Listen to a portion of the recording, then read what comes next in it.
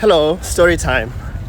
I wanted to contextualize my paper that I just published, from my first dissertation paper to be published on social networks and HIV testing. And basically the TLDR is that in the context of a cluster randomized controlled trial testing the efficacy of an incentive for HIV testing. So I offer you incentive. If you test, you get the incentive. If you don't test, you don't get the incentive. So that kind of scheme. We found that it matters whether or not family members of yours were offered the incentive or not offered the incentive before you were offered the incentive. It matters for the strength of the effect. So if family members have been offered the incentive before you, when it's time for you to decide whether you're going to test or not, based on getting the incentive, you are more likely to decide, or the difference between you having the incentive and not having the incentive is much bigger in terms of HIV testing if your family members had been offered the incentive before you. So I wanted to kind of contextualize this paper because it's the first of kind of a bigger effort that I've been working on and thinking about in terms of shifting how we think about queer lives, actually. So the paper is about the general population. It's about everyone. But I've been interested in working in public health for the good of the LGBT community for a long time. So, what is the story? The story is that I have been working in HIV for a long time and focus on men who have sex with men. HIV responses to men who have sex with men around the world, particular focus in East and Southern Africa. And at the beginning, when I first started this work, when I first started working in global health, I joined an organization called MSMGF, and I joined as like a mini program officer for a mini grant program which supported LGBT organizations in Zimbabwe and in Kenya to provide HIV services to their communities, to queer communities. And I remember when we started and I was assigned Zimbabwe, I was like, geez, what the fuck am I going to do there? It's impossible. Mugabe was president at that time. There had been recent kind of political attacks on queer people, and there had been arrests and raiding of their offices and things like that. So it seemed like a very difficult thing to do at first. What I didn't know at the time is that actually Zimbabwe had a longer history of queer people organizing and resisting homophobia. So it wasn't as hard as I thought. But at that time, there was one pamphlet of a guideline from the World Health Organization on what to do with men who have sex with men in the context of an HIV epidemic.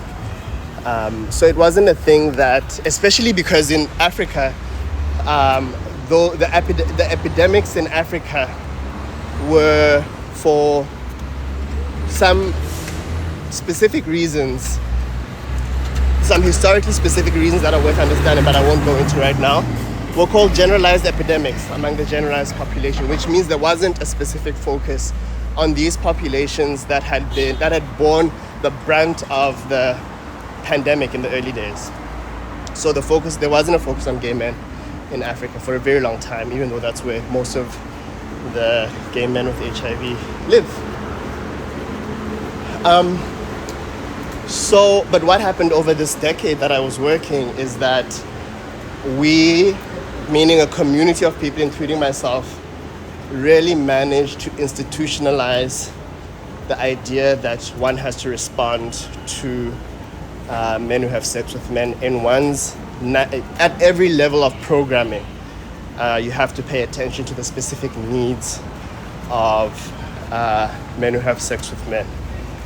And what happened as a result, I think, is that we formed the social epidemiology of HIV among men who have sex with men, which centers two things. One is violence, whether it's from state or non-state actors, but the assumption is the violence happens to you kind of in the community.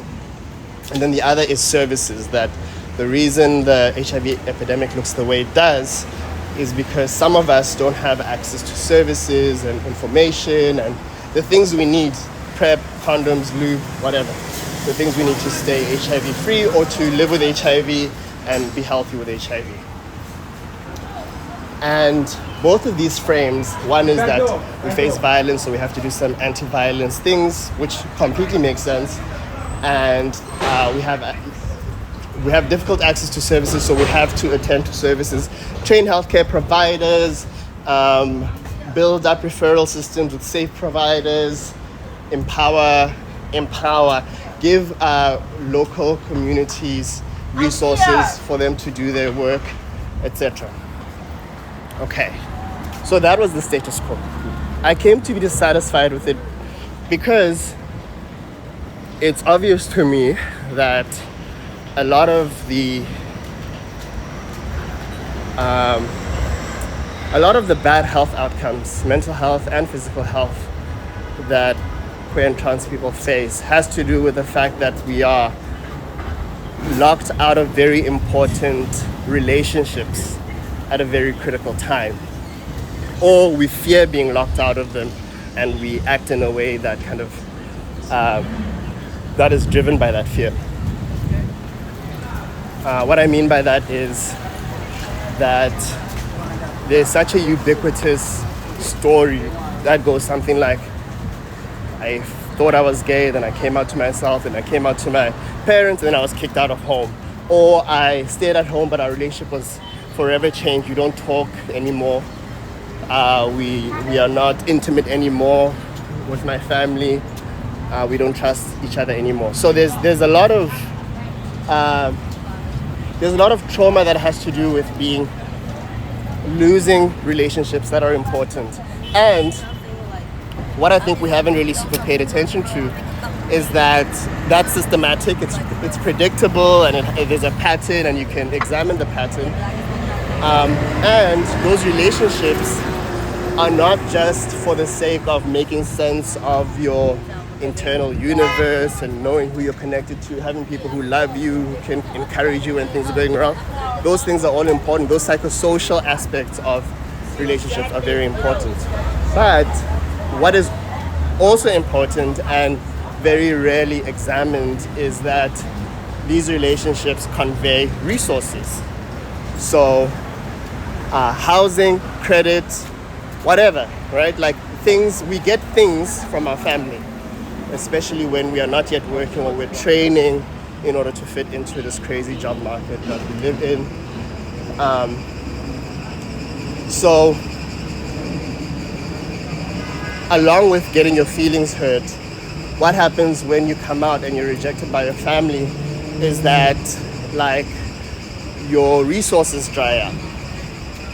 And it seems to me that those resources and their drying up have implications for people's health.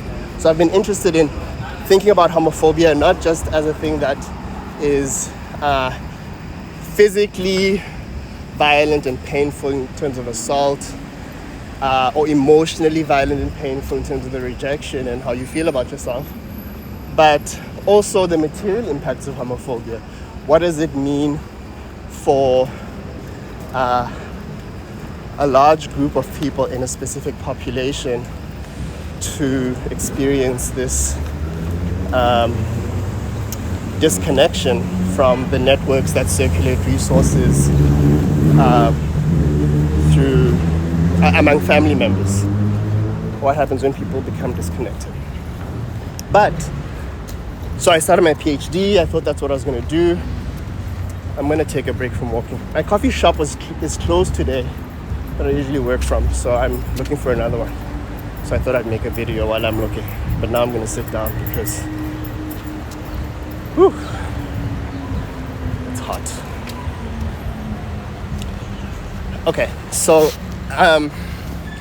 So I start my PhD and I'm like interested in these ideas.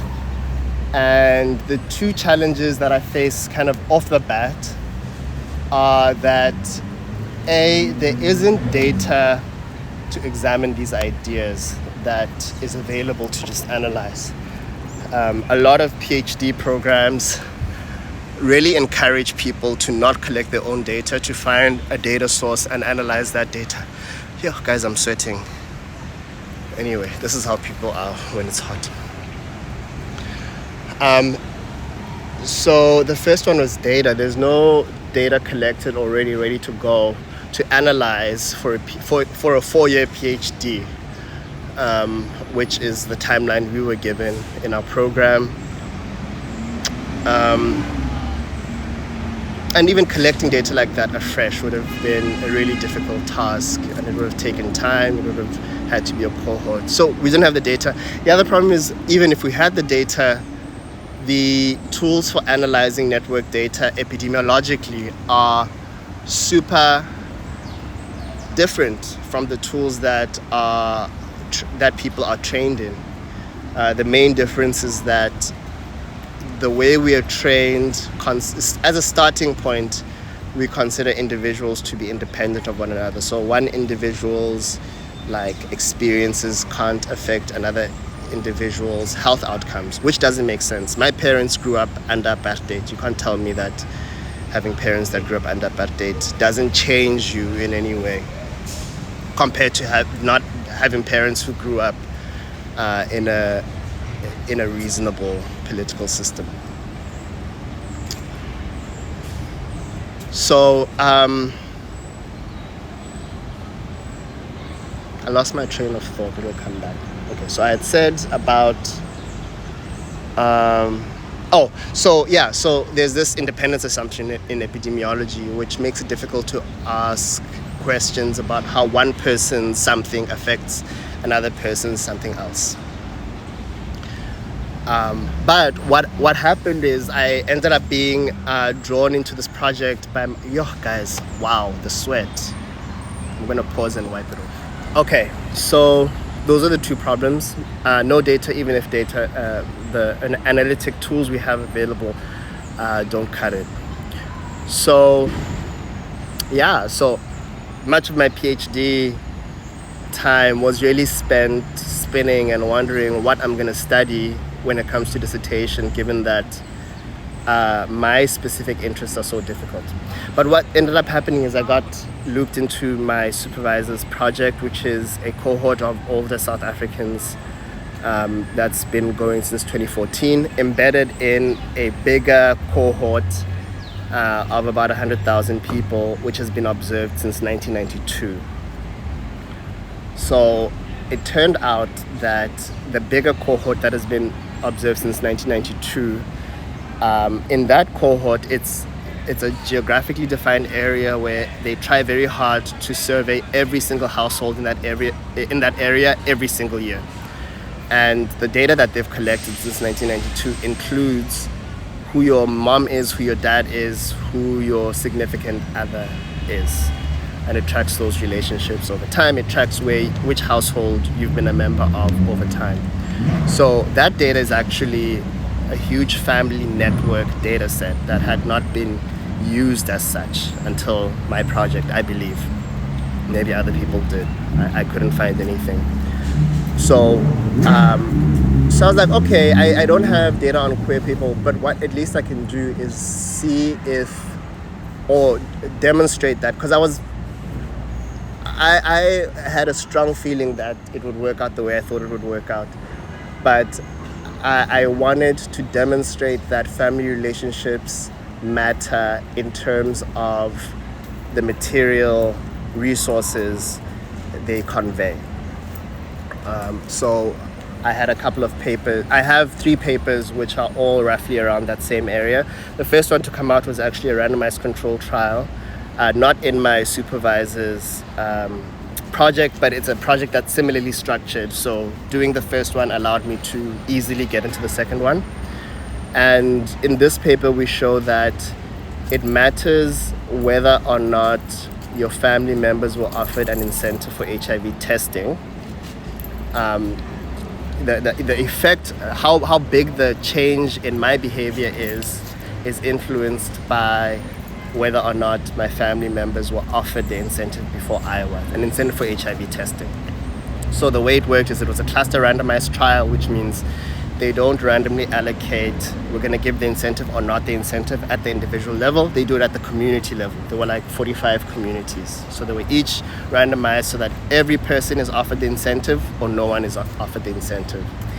And what we did is we used the data on mother, father, and conjugal partner. Well, what I did really is use that data and linked it to the randomized control data to see, okay, let's look at how the study was implemented over time.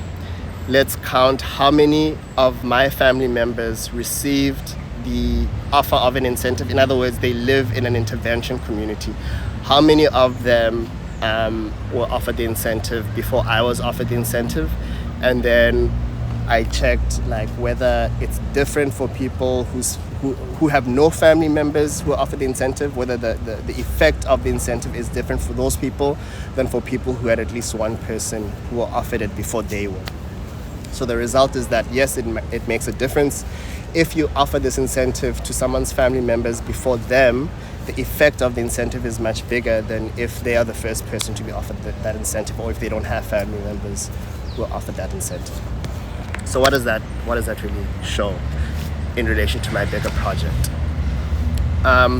It shows that there is a signal there. We don't know exactly what the mechanism is because we didn't track what happens in terms of communication when one person gets the offer and they have family members who are still going to be offered the thing or not offered the thing. We didn't track at that level. We just know that the people who had family members offered the incentive before, the difference between getting the incentive and not getting the incentive is much greater for them than those who didn't have a family member offered the incentive before.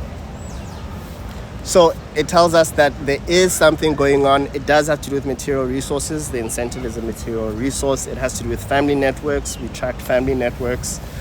And so it is kind of the first little building block of evidence towards this picture of examining queer health, queer family relationships, and how those are affected by material, by the disruption of these relationships which convey material resources. So that's the first paper. Second paper is coming, and I should say this paper has a companion paper which I haven't written up and submitted yet, which goes after the estimand of family influence. For this one, you'll see that the causal estimand isn't exactly what I'm talking about. It isn't exactly interference. This is actually about effect modification. But the effect modification happens in a pattern that suggests that there's interference going on. There's another paper using the same data where we actually identified the effect of an additional family member being offered the incentive on my own chance of testing for HIV. So that's in the works, it's coming. What's also coming is hopefully the second paper to be published, which is under review at the journal. And in that paper, we used observational data. It wasn't experimental, and we showed that mortality in a given household is a function of that household's wealth and the wealth of households that are connected to that household. So the more wealth there is in your family network, the less likely you are to observe a death in your own household over time. That was also in South Africa. And then the final paper is about physical function. And for that paper, we checked with, like the mortality paper, we checked whether your family member's wealth makes a difference to how your physical function declines in your old adulthood.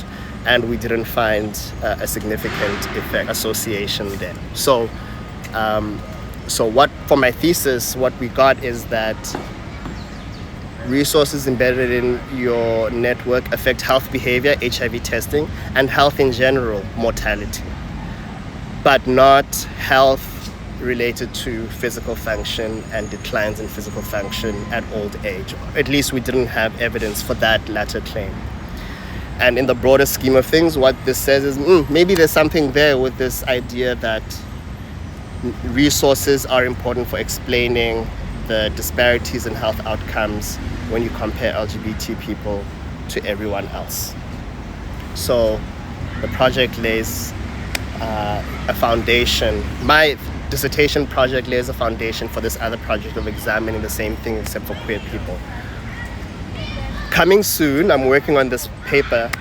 I will be presenting with some friends and comrades and colleagues a study which examines networks that are induced by space. Networks where people are assumed to be connected if they occupied the same space over a given period of time. And that is useful because space is very important in this other application. It has to do with MPOX. Space is very important because that's where people meet to fuck. And space gives us an opportunity to measure networks when approaches that ask individuals that solicit network information from individuals fail. So for the MPOX project, we tried one way, which was to ask people about their contacts and to ask them to refer them to the survey so that we could record those contacts. That didn't work, as well as just asking people to name where they have sex, where they get their meds, where they live, blah, blah, blah, blah, blah. And seeing whether the same kinds of people go to the same places or whether different kinds of people go to the same places or different kinds of people go to different places.